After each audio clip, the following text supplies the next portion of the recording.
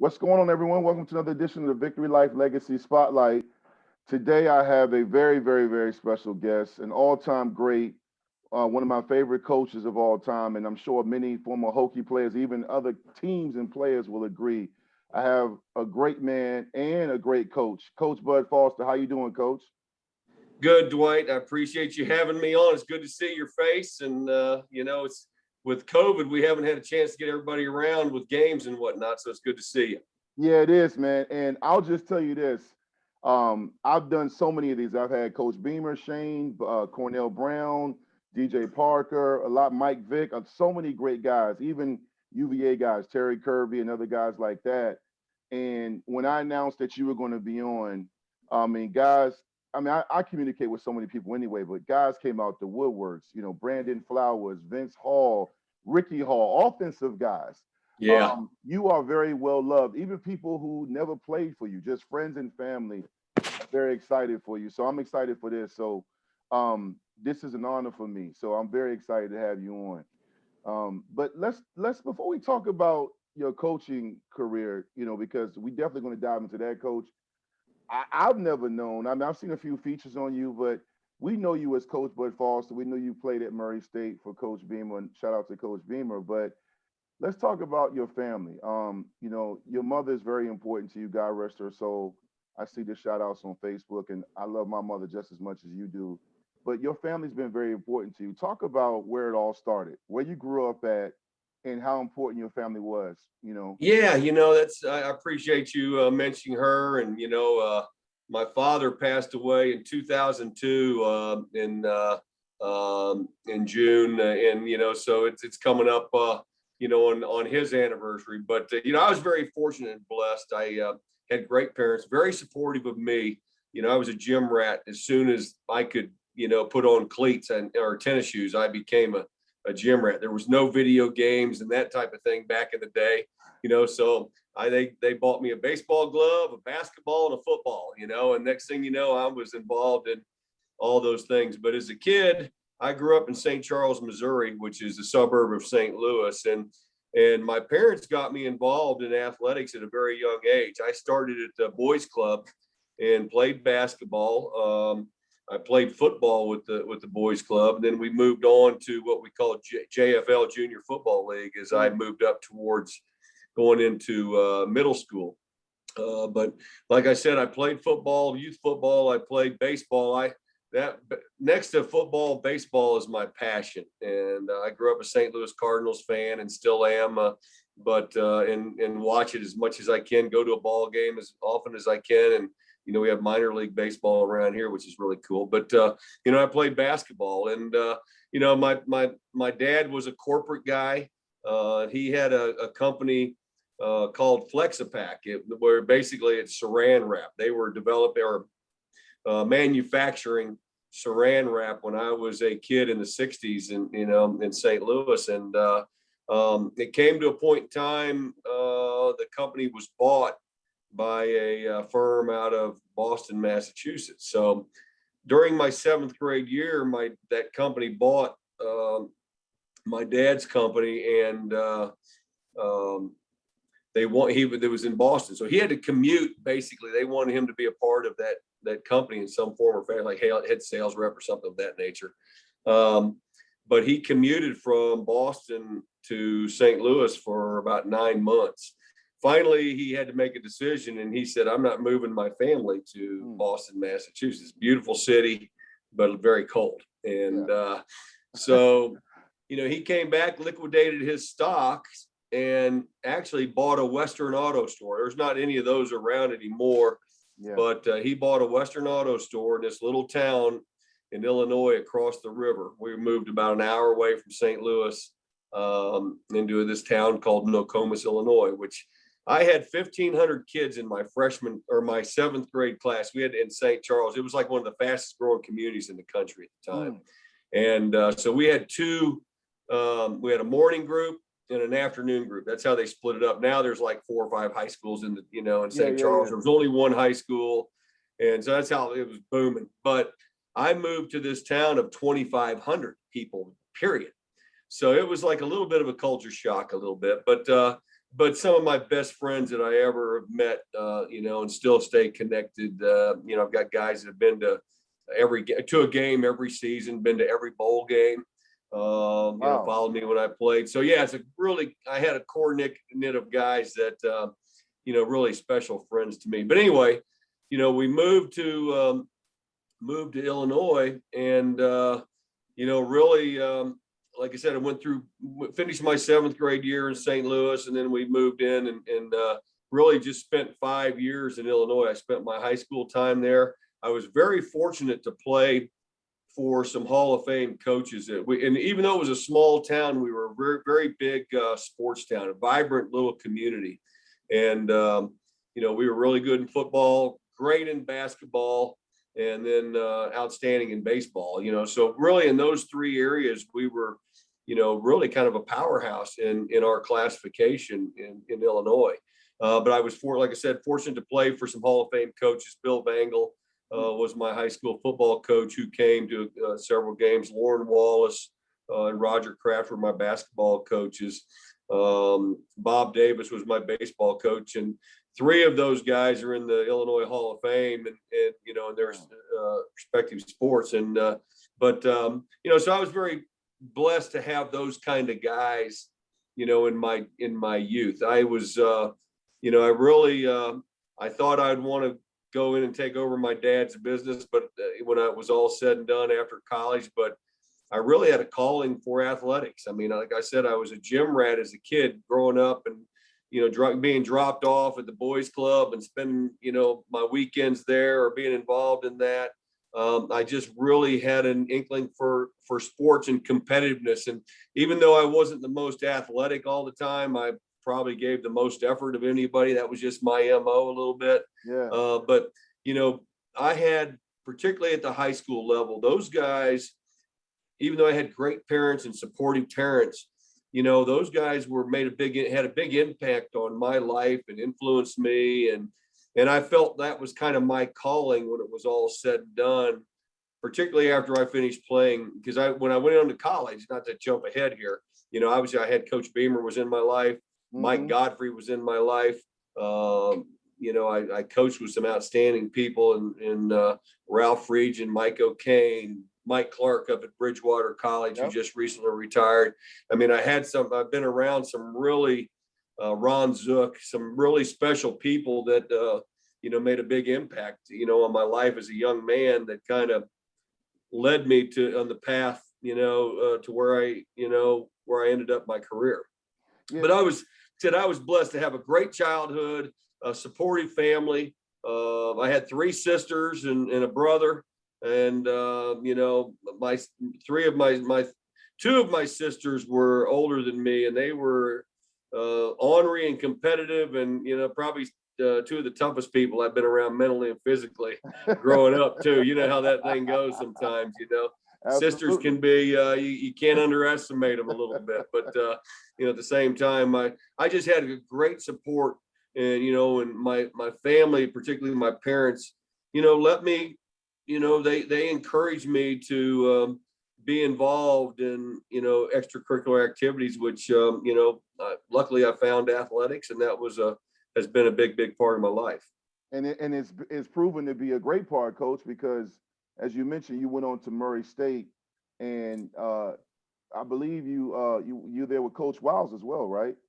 Well, I tell you, I recruited Charlie. That guy goes back to my, he was one of my early recruits there at Murry. That's a funny story when it's all said and done. I don't know if we have time for all that, but yeah, I was, I was signed there and by a guy by the name of Bill Ferguson. He was there and retired after my freshman season. We went 6-5, and then we hired Mike Godfrey, who, Mike was the offensive coordinator at Arizona at the time, came in. We won the first year. I think we were 4-7. Then we went 9-2-1 and 9-2 my junior and senior year, and made it to the 1AA playoffs. And that was FCS at the time, but they only took 4 teams back in the day. And I was a 3-year starter. I played strong safety and outside. We called it our whip position. We called it an outside backer spot, but I played that for basically 3 years. And, but then Coach Beamer came on actually going into my junior year. And he was our defensive coordinator my junior and senior season, and really had a tremendous football IQ, great demeanor. You know how he was, Dwight. Yeah, I mean, yeah. Coach was always at his best when maybe things weren't at their best. And that was one thing that I really took from Coach, that just his calmness in chaos, so to speak. You know how football can be. It can be, it's very intense. You can get in some really emotional moments. And Coach always had that calmness about him, at least. I mean, he is as competitive as anybody I've ever been around. But Yep. in those kind of situations, I was always amazed with his ability to focus and think and make adjustments and do those kind of things, and was always on point. And he's a guy that, if I always said, if I want to get into coaching, I want to be like that, because he just had a way about him as far as motivating players, communicating with players, but also being calm under duress. And that was something I hope we were able to do. And some part of our success was always being able to make adjustments over my time. But I think I felt like I learned that from Coach, and had that awareness to be able to focus in the moment, not, get all caught up in the big picture, so to speak, but I was blessed to be around some, really good people at that time. And he made a big impact on my life, obviously. Well, you and him both made a great impact on so many people. I mean, it's kind of funny because in high school I played both ways, but I got to campus with Derek Smith and Todd Washington and Gennaro DiNapoli, and they told us we were going to play O-line, which I was fine with. But so many guys that played offense still have a lot of love and admiration for you, Coach. And that's kind of crazy because, sometimes, well, many times in college, it's coaching position specific. So you have a bond. My bond was with Stein Spring and Coach Grimes, but at the same time, I had a lot of love and admiration for you. And I'm gonna jump ahead because I've been waiting to ask you these questions. I'm gonna jump ahead to your time at Virginia Tech. And I was there in '94, and I got there and I redshirted that year, but I traveled as a redshirt for like 4 or 5 games. And I had J.C. Price and Cornell Brown on the show several months ago, and we talked about how special that '95 season was. I want to know, do you recall how we had some of the best personalities on the coaching staff, probably in college football history? I'm gonna give you some names. Yourself, Coach Grimes. At the time, the OC was Coach Gary Tranquil. We had Coach Sharpless. We had Coach Todd Grantham. We also obviously had Coach Beamer. You had Stein Spring. You had a lot of intense coaches with personalities who were outspoken. And I remember the battles. And also, I'm sorry, I would be remiss by not mentioning him. We also had Coach Almation, Mm-hmm. who I've known since high school. Him and Coach Mike Smith are good friends. What was it like during that time, early, during those years, especially that season with those? Yeah, you bring it up. I'm going to say a couple things. One thing that I appreciate you as offensive guys appreciate me. I know we had a lot of battles. We were extremely competitive in practice. We pushed one another to be the best that we could be. And, but I don't know if you remember, I do remember Todd Washington reaching out to me after when I announced my retirement. And, he made a statement. He said, Coach, the one thing I do remember besides our, competitive ways, but you were just as much a part of the offense as you were the defense. And he said, I remember you before every game in my career shaking my hand and wishing me luck. And then after every game, shaking me at my hand and congratulating me or telling me to keep my head up or whatever it may be. And, and we were all in this thing together. And I hope that's one thing that I always wanted everybody to know that I had, even though I was the head of the defense, so to speak, we were all in it together. And I had so much respect and admiration for you guys, that group of guys you mentioned when, before we started talking about the staff. You talk about some great players. I actually went back when I knew I was going to be on the air with you, Dwight. I went back and looked at the rosters from '94 to '98 at your time there. Yeah. And we had some really dynamic football players, and I mean, you talk about '95, '96, obviously we were Big East champs, and You know, we did some special things. The 98 was your senior year, was a year that we kind of came back after a tough 97 season, but that catapulted us to the national limelight. You know, we beat Alabama in the Music City Bowl and really had a chance to be really special that year. We were kind of short at quarterback a little bit at times because of some injuries and whatnot, but still, you know, we came on strong, and, you know, and obviously 99, I know you'd like to be a part of that, but you were still a big part of that team, you know, with the foundation and the, you know, and that you set and the standard that you set for that 99 team. But, you know, to go back that 94 year, particularly when, you know, you talking about you coming in, we did have Gary Tranquil, who I learned a lot of football from Gary, from an offense. He used to come in and, you know, we'd have him talk about protections and different things like that, you know, where they were tracking Mike and doing all the football jargon stuff. But it helped me as a young coach so much as far as understanding protections. And that really was a big part for me in dialing up kind of the pressures that, you know, particularly when I became the coordinator of, you know, of dialing up pressures, because that's one thing that I really, really studied was protections. And Gary was a big influencer to me in that, you know, really made me much more aware of that. Then you mentioned Phil Elmation, who I took over for him after the 94 season. He obviously was a big part of our turnaround in 93 and 94. I have the utmost respect for him as a football coach and tremendous motivator, great football IQ. I think I'd like to say I'm a little bit of him and a little bit of Coach Beamer, probably when it was all said and done. That's a great way to say it. I agree. And but I learned so much from him and Gary. You know, those guys were just great football IQ guys. JB Grimes, as you mentioned, was a great football coach who we're still great friends, but a great football coach. Todd Grantham was a young football coach that obviously everybody knows what he's done right now, but great IQ.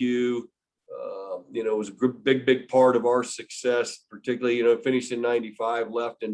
But, you know, Brian, who I have, is a great friend of mine, great football, not a good football coach, a great football coach. I also think, you know, I'm going to mention him because I think as coordinators go, sometimes offensive coordinators get a lot more scrutiny than defensive coordinators. Mm-hmm. And Brian was one of the great coordinators in our time. I'm saying that. I mean, he was a coordinator for 10, 12 years for us, and some of our best days. And I have the utmost respect for him as a man, as a coach, you know, just as a friend. I mean, I love him like a brother. But we had a great staff. Rod Sharpless was one of the finest gentlemen I've been around. You know, we just really had some really quality people. And, you know, part of that goes back to Coach Beamer, how kind of who he wanted on his staff. He didn't want egos on the staff. He wanted team first guys, not only on the staff, but I hope that carried over in how we, you know, in our communication with our players, and then how you guys treated one another too. And that became, you know, the Virginia Tech, this is family, you know, mantra, so to speak. And it started from the top, but we had some great guys that I learned a lot of. Then 95, that was a big change. You know, I became the coordinator in 95. Ricky Bussell, I think, was might have been our offensive coordinator. Yeah. Mm-hmm. You know, we had we had Coach Billy Height. Yeah, Billy, who's is a great friend and you know, is a Hall of Fame coach. I mean, he was a great recruiter, great football coach. You know, Coach B was our assistant head coach. I forgot to mention Billy because he's, you know, I haven't seen Billy here recently, but great friend, great coach. You know, was just big time important to Virginia Tech athletics, and like I said, is a Hall of Fame coach in my opinion. And but you know, 95, then we go over into that, and that's kind of your first year that I know you redshirted in 94, but you know, that was my first year as coordinator. And I remember we opened up 0-2. You know, we opened up with BC and lost a tough, hard-nosed football game and really just ran out of time. Then we came back and had kind of like, I think, you know, we let one game affect another, and Yep. a good Cincinnati team came in. But I think that's the last time Virginia Tech was shut out in 1995. The second game, we were beat Yep. 16-0. We turned it over about 5 times, and really didn't play well. And had Miami coming in to town, who we'd never beaten. But I remember after that game, we had great seniors. I was JC, you mentioned, George Del Rico, Jim Barron, who was only there with us for a couple years as a junior college transfer, but one of my all-time favorite players just because of his mindset and those kind of things. Mm-hmm. But, I remember those guys getting up and saying, we're not going to lose another game. And Mm-hmm. we went off and won 10 straight, and 9 regular season games, won the Big East, and then beat a outstanding Texas team in the Sugar Bowl. And really probably at that time, if it would have been the playoff time, who knows what would have happened, because I think we were as good a football team as there was in America at that time, and playing well, playing with a lot of confidence, had a senior led defense, and really a very talented offensive football team, and some big time playmakers at running back, at receiver. We had an outstanding offensive line. Druck was, playing extremely well at quarterback, and, just a really, really talented football team. And so those early, that early time there in 94 was a big, particularly 93, 94 was a big influence on me. Had a bit, from learning with Gary Tranquil, with Phil Elmation. And then, just 95 was such a special year, not because of that we won, but how we won and who we won it with. You know what I mean? That's what made it special, with that group of young men who, particularly that group in the 95 team. They were also a lot of guys that went through 2-8-1, in 1992. And it just showed a perseverance and persistence and loyalty and trust and commitment and, all those things that it takes to be successful. And those guys had that. And that was made it really, really special season. Yeah. And Coach, I agree. And I really feel like, those years helped build the mantra, because also the Lunch Pail D was established in 95, and also the mindset with DBU, which I want to ask you about. So I've had Aaron Rouse on this show, Ronyo Whitaker, DJ Parker on this show, and they all talked about playing for you and guys like Torian Gray and your coaching staff, but they talked about playing for you in regards to the mindset. Ronyo Whitaker said, "We blitz coming off the bus." What, you talk about your aggressive style, man, and how, obviously you had a lot of number 1 ranked defenses and some great personnel. We can't name them all because there's so many. But when you went into game planning, because now that I'm older and I have a better appreciation for the game, I realize coaching on any level is a big time responsibility and a lot of demands. But you seem to have a feel for a game. What went behind that game plan? Were you just trying to set the tone? Well, yes and no. I mean, we had that thought that we blitz coming off the bus. I like that. And I always kind of wanted our guys to have that kind of mentality, that we wanted to be the aggressor and not let the offense dictate to us, that we wanted to dictate to the offense a little bit. But, I just wanted to make it fun for our guys. And then that put a premium, though, on defensive backs. To pressure the way we did, and we did a lot of man pressures. We were doing zone pressures before zone pressures were even cool. We were doing the fire zones and stuff before that was even, in vogue, so to speak. But it did place put those defensive backs kind of on an island, so to speak, and that became a priority to be the aggressive style of play that we wanted to play with. You almost, obviously you went up front and, on both sides of the ball, but once you can establish that and make a team one-dimensional, then the next part I felt like that we needed to be really, really and separate ourselves was, how we played at the corner position and then our defensive backs, because I was being a pressure style package of what I wanted to, and felt like what we could do and what would be our brand, so to speak, and who we were. It would place an emphasis on and a priority on those guys, and who we needed to recruit. And, we had some great players. I mean, oh my gosh. And, it's like you said and that created DBU because of, the style that we played with. And I tell you, I was just blessed that those guys embraced and wanted that.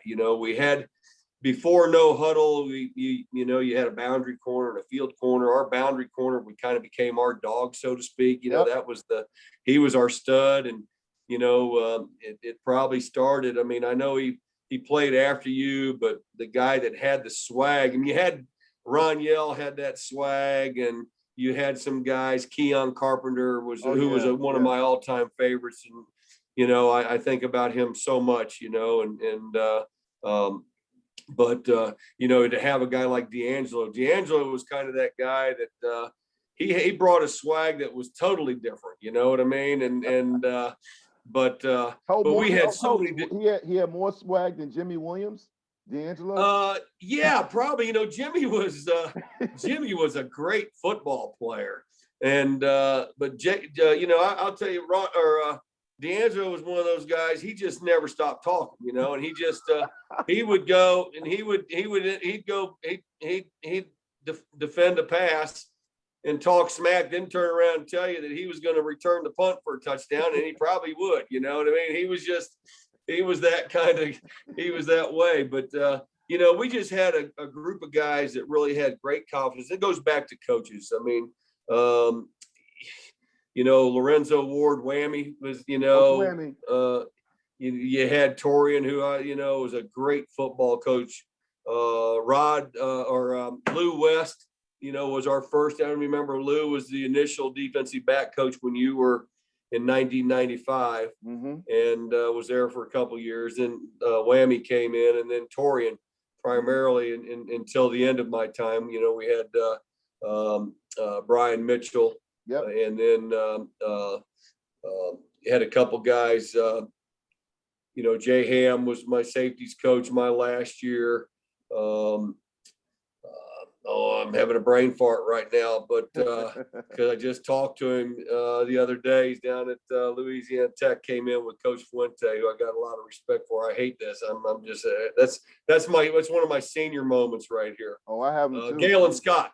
Oh, Galen, Coach Scott. Galen ended up leaving the staff, but was a great football coach, and him and I connected extremely well. But, I've been blessed to have some great coaches on the back end that were great teachers, great motivators, understood, and the guys that came understood the expectations and reveled in that themselves, that they wanted that DBU mentality and mantra and expectation and brand to grow. And that was really pretty cool, and then to have a guy like Torian who played it and then, and who lived it and then, and then expected it was really nice. Cause I know we had a good 10-year run when, he was, he was the secondary coach for me, but we were very fortunate to have some, really talented guys on that back end. But going into game plan, I know I rolled game planning for me was really, that's what it was all about. And, I really felt like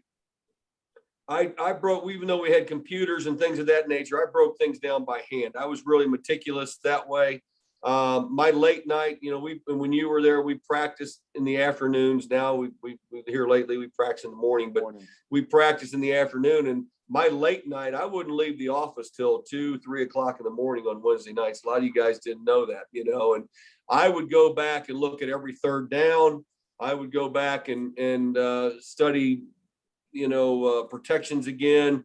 I would, like I said, third down was our bread and butter in my time. We led the country in third down efficiency, and that was just kind of a big part of that. And I felt like, and then knowing what we knew about our scheme, that allowed me, if things weren't going well, I knew how to fix it.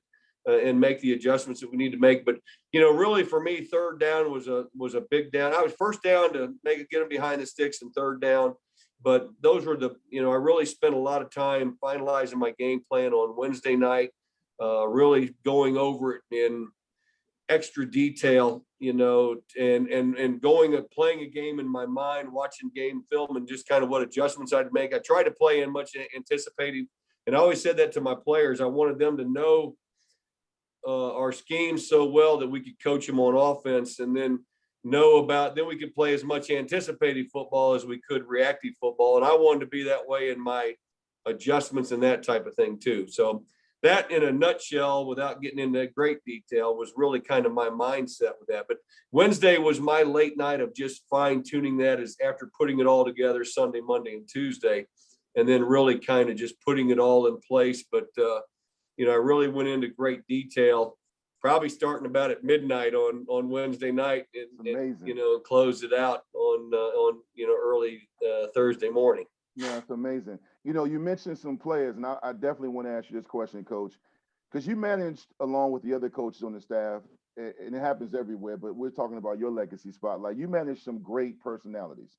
Jamel Smith, Corey Moore, and Mike Hawks, and even we mentioned, Lauren Johnson, I mentioned him now, and Rania Whitaker. Now, to take a step back, as you are done with your tenure and you're done coaching, but you're still affiliated with coaching in Virginia Tech, now to see Justin Hamilton, Anthony Midget, Lauren Johnson, Jamel Smith, Devon Morgan, Cornell Brown, J.C. Price, all those guys, and I'm sorry if I forgot somebody because there's so many that Dwight are Vick, Dwight Vick. Well, but thank you. But those guys now are taking everything you and Beams and everybody taught them, and they're the guys I named, and I forget if I apologize to somebody.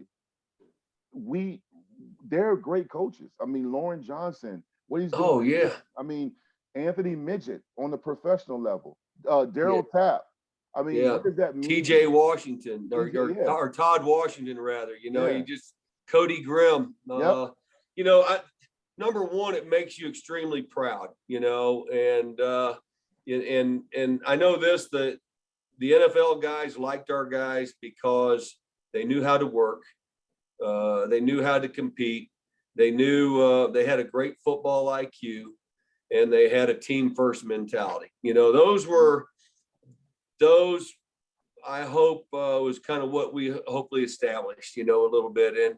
But it makes you, it gives me great pride to see those guys go on and not just coach, but have success. I mean, Lauren Johnson, he was a big part of, he was a freshman in 1995, and Lauren and I have been close ever since. But I am so happy for him and proud of him. I'd love to have him here at Virginia Tech. I know we tried to work that out. It just, I know his wife's in a good situation too. And once you establish a family sometimes, and, coaching college football is not the easiest thing because of the time demands, recruiting. There's a variety of things in it that are outside of even high school or college football or professional football, but I mean, it just, I'm just so proud of him and his career. But more importantly, the standards that, these guys and like a guy like Lauren established, not just do they win championships, but, how the young men act and how they are in the community, how they are when I'd go by and visit the school, just, how polite and respectful and things that they are. Yeah. And it's just being a leader of men, not just, that's what I think. I always took great pride. Obviously, my livelihood was to win football games at Virginia Tech. I felt like my mission, because this is what impacted me, was that my mission was to hopefully develop young people to push themselves to maybe things that they didn't know they could reach, goals that they could reach, or limits that they could reach, but also set a foundation that would allow them to be successful, because athletics is fleeting, as we all know.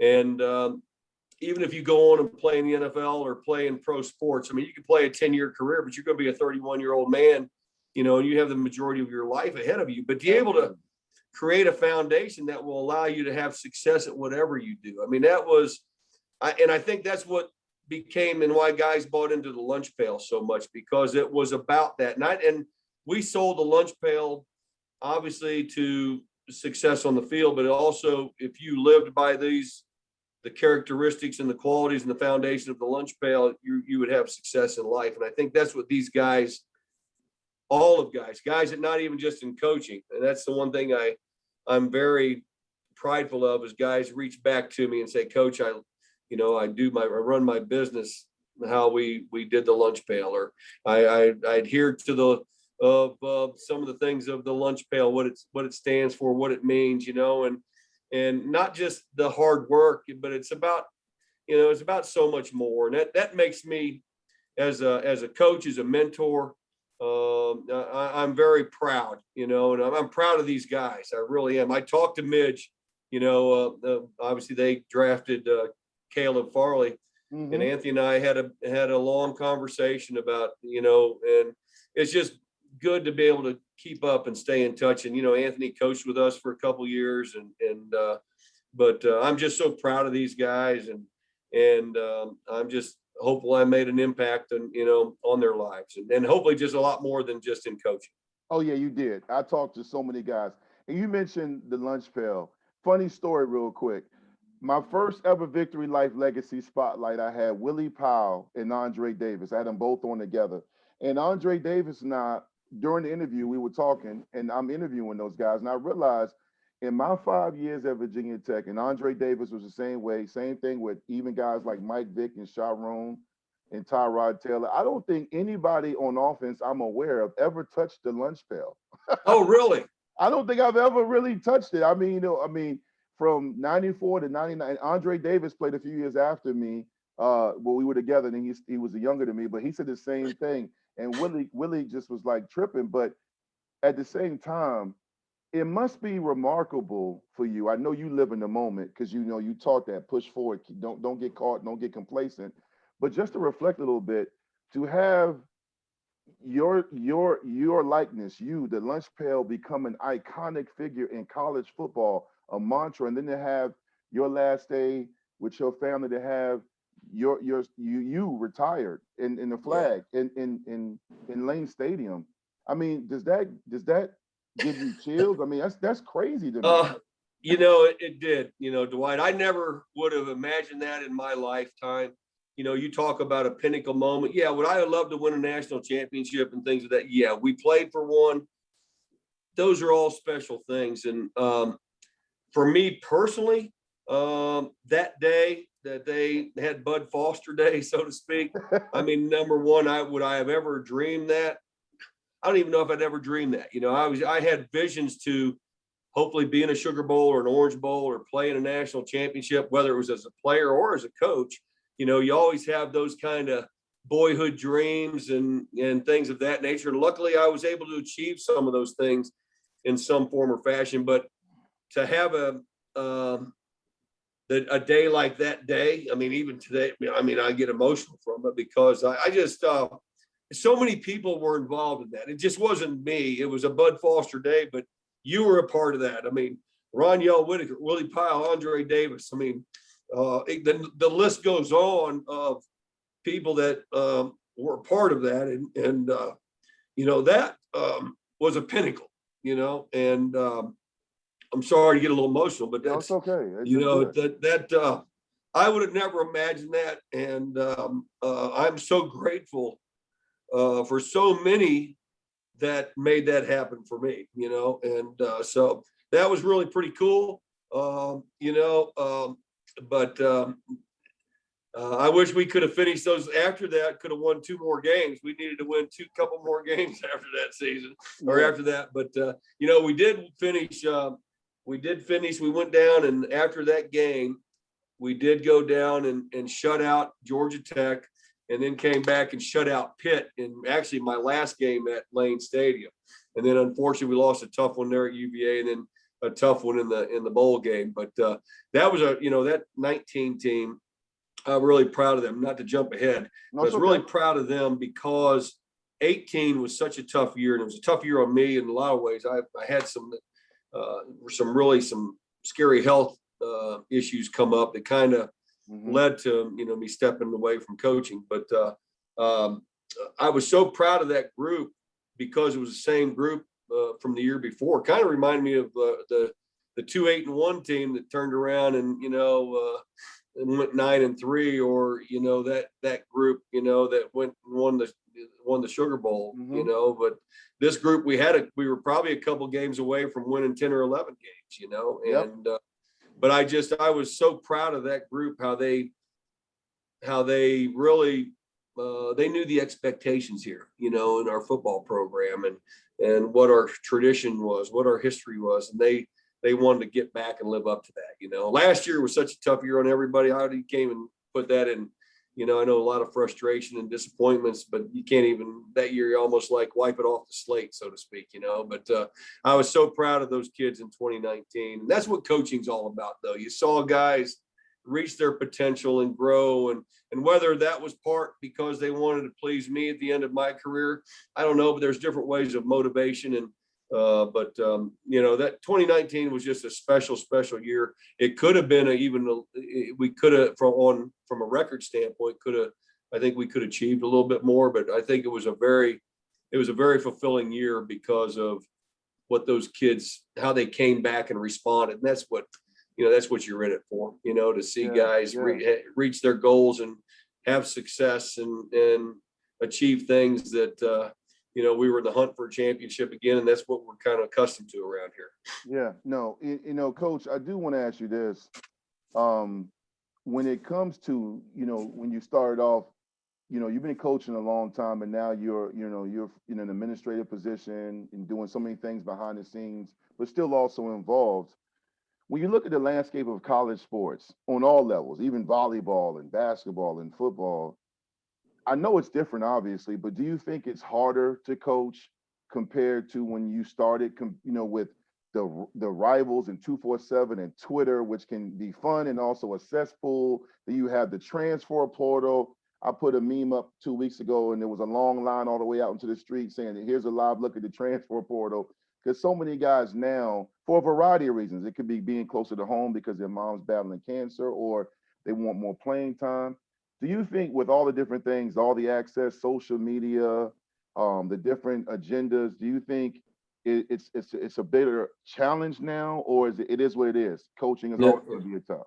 Well, I think it's a bigger challenge. I do think in a variety of ways. This is such a broad topic, and we could talk for days and hours about this. From a coaching standpoint, I probably got out at the right time. I mean, and I say that from a standpoint, how we were, and playing at a high level is very demanding. And we as coaches, obviously we pushed you guys. I mean, I was to say, I pushed my guys no different than how I wanted to be pushed or how I was as a player myself. And luckily I had success as a player, but that success is earned. And that's the one thing I wanted our guys to understand, that we're going to encourage you and push you to be your very best.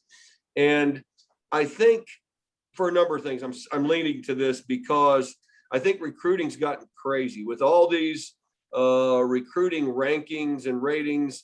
I mean, number one, how many of these recruiting services that rate guys have actually seen these kids play? Number one. So all of a sudden the kid gets a 4 or 5 star. Then everybody in the country comes and looks at the kid. He gets offered by people that have not even seen him play yet. Mm-hmm. I know Huddle's on there, but if guys want to even get into Hunt to be able to recruit this guy, they're going to offer him without even seeing him. I'm talking, they might see him on film, but they haven't seen him in person, a lot of things. But a lot of those guys go off of these star systems.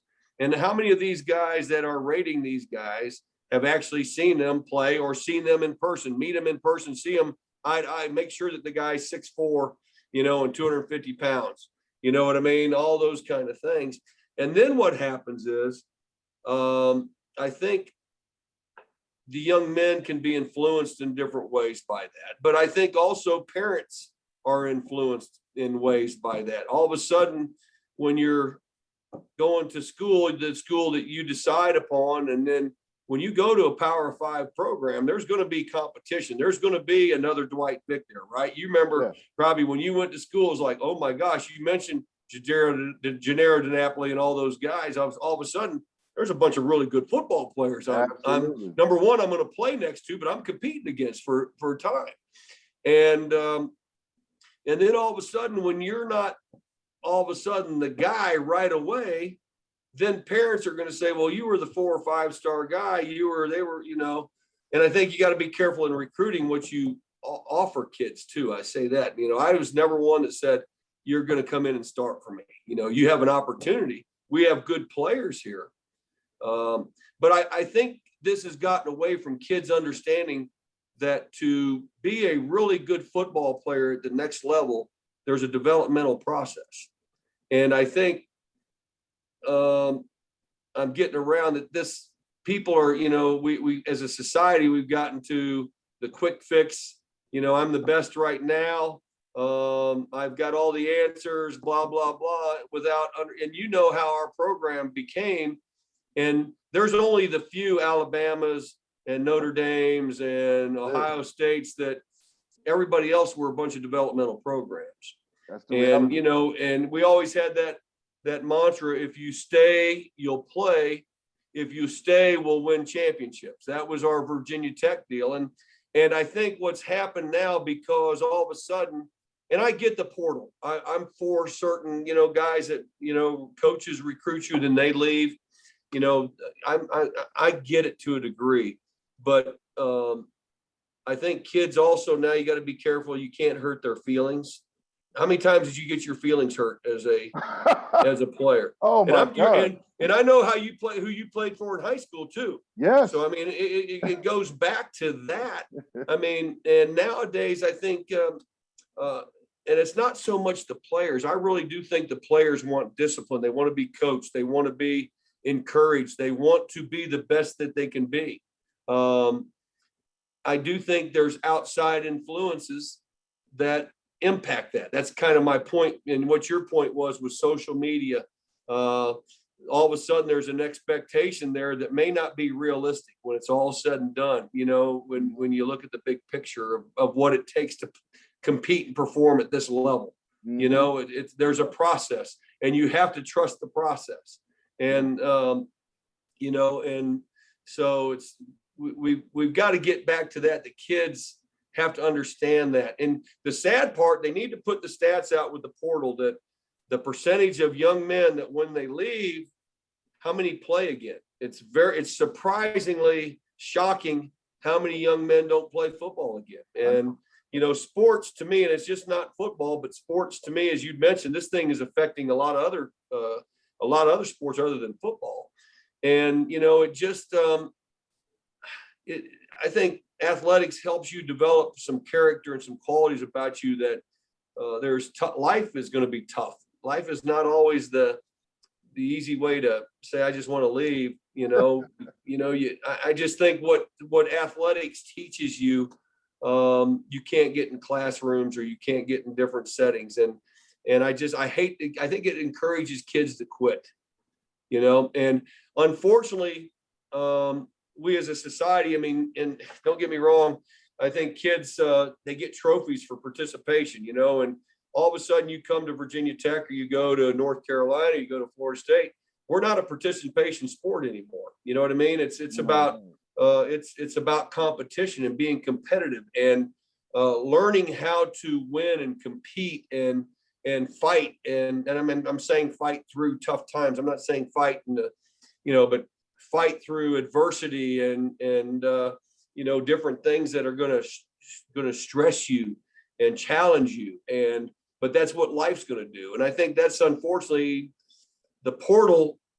I know what the big picture was with it, but I don't think that's really what's taking place in the majority of the situation. I think it gives kids an easy way out, which I hate to see that as a coach or even as a parent, and as a grandparent. I'm gonna encourage my, whatever my kids, and I was that way with my children, but my grandkids, whatever they want to do, if one of my grandsons wants to be a pianist, and I'll push him to be the best that he can be. Absolutely. But that's what I want. I want them to at least be able to understand. You get involved in something, yeah, maybe, but see it through. And when you do, like I said, you stay, you'll play. You stay, you'll win. And I think that's an important lesson to learn, because you may not be the top of your class in that, but you're going to be a part of that and understand the process and how to compete and how to work and how to have discipline and how to be persistent to a commitment and all those kind of things. And I think that's my high horse right there a little bit. No, I love it. I love it. And I agree. And I agree wholeheartedly, because I just wanted your opinion on it, or your insight, because I know I have mine, and I agree pretty much with everything you're saying. But you did say, Coach, you mentioned, being a father and a grandfather. I only have a few more questions, this being one of them.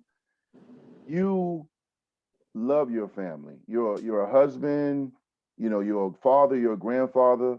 I know now that I'm a grown man what that means as a father and a husband, but I also know, more importantly, what you gave up, the sacrifices, the Wednesday nights after a tough loss, calling players, the injuries, the hospital visits, the kids that got cut, the people that needed help because they fell on financial hardships. I know a lot what you did. Just a brief moment, talk about how much your family means to you then and now.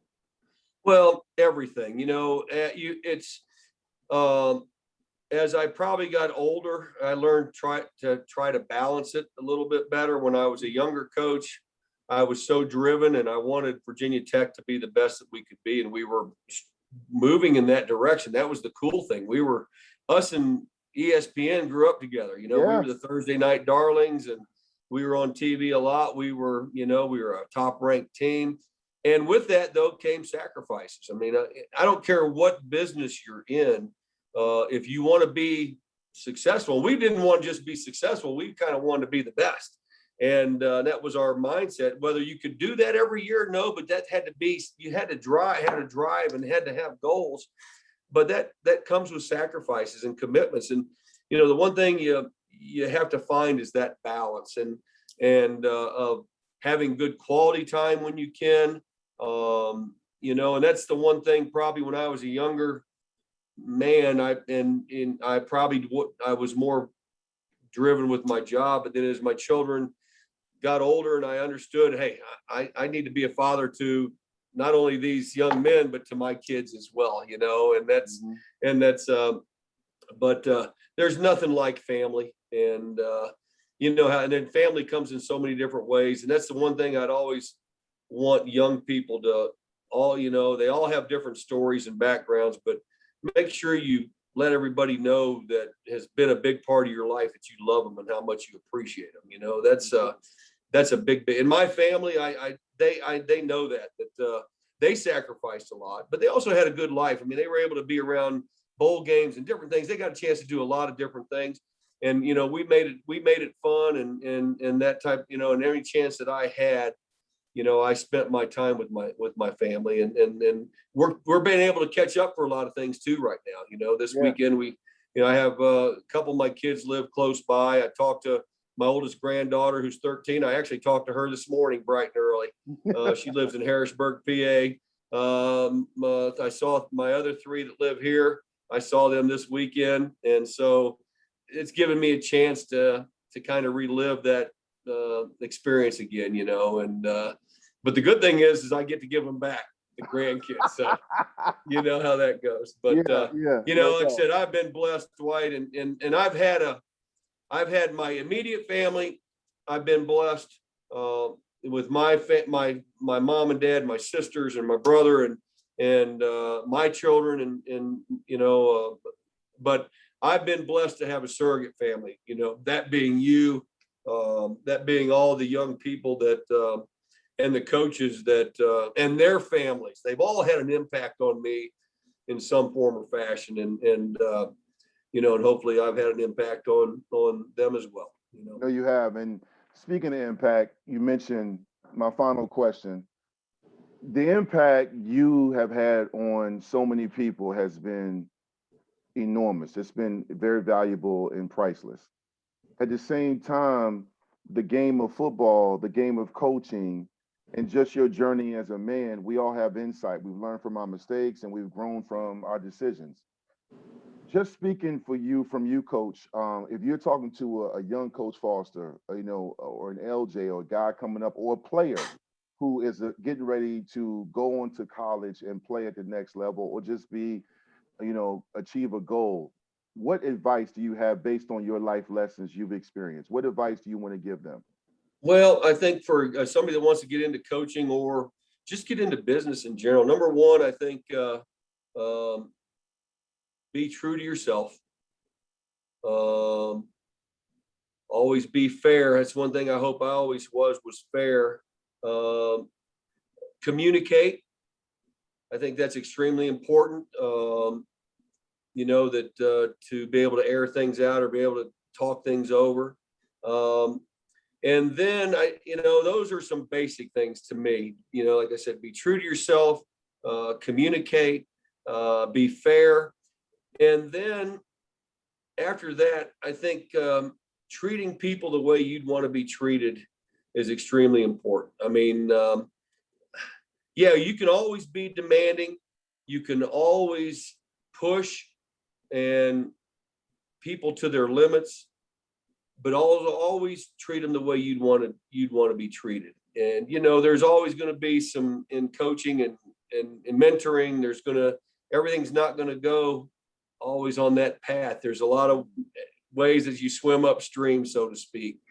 And that's where I'm saying, be fair, listen, communicate, be true to who you are, but also treat people the way you'd want to be treated. And I think if you do those kind of things, you'll develop a trust, a respect, and then there becomes a loyalty. And then when you have those kind of things, then things can be really, really special. You have a special relationship, and then special relationships can turn into, special opportunities, however it may be, whether it's on the playing field or, you create your life through those kind of things. And I think particularly now, Dwight, with what COVID, that's one thing, but I think with the social issues that are going on right now, I'm appalled by it. I'm glad we're seeing things come around, at least going in the right direction. The one thing that athletics does, it brings diversity together. And like I said, I think treating people with respect, treating people with dignity. They all have a different background. They all have a different story. You don't know what that is. And, just treat people the way you'd want to be treated. You go a long way in this life, and you'll accomplish a lot of things. And you can make an impact on a lot of people that way too. And I think that there's a harmony out there somewhere that, we could all do things together, and do it the right way. And you know what I'm saying on that. That's a bit, but I think that's, I think that's how I've gone about my business, and the way hopefully I've treated people, and guys have seen that, and why we're hopefully as close as we are over time, Yeah, no, great words from a great man. Coach, this has been a lot of fun. And I agree with everything you're saying, and you still have an impact on me and so many people. And I just want to say thank you again, and to the Bud Foster family, friends, and everybody that will watch this episode.